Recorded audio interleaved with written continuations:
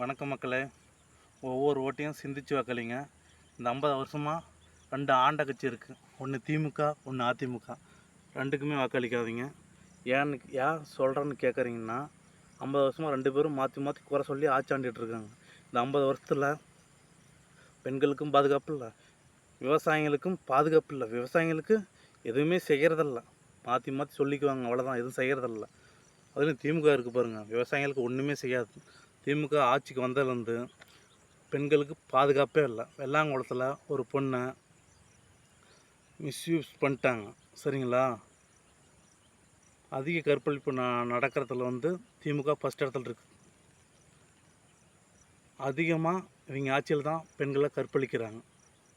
ஓட்டு போடுற ஒவ்வொருத்தரும் சிந்திச்சு ஓட்டு வாக்களிங்க. ஏன்னு கேட்டிங்கன்னா, வீட்டில் எல்லாம் பெண் பிள்ளைங்களை வச்சுருப்பீங்க, நல்லா சிந்திச்சு வாக்களிங்க. திமுகவுக்கு வாக்களிக்காதீங்க. ஒவ்வொரு வீட்லேயும் பெண் வச்சுருக்கிற அனைவரும் திமுகவுக்கு வாக்களிக்கக்கூடாது. வாக்களிச்சிங்கன்னா பெண்களுக்கு பாதுகாப்பு இல்லை. உங்கள் பொண்ணுங்களை மனசில் வச்சுக்கிட்டு வாக்களிங்க. திமுகவுக்கு வாக்களிச்சிங்கன்னா பெண்களுக்கு பாதுகாப்பு இல்லை, சரிங்களா? அதிமுகவுக்கும் வாக்களிக்காதீங்க.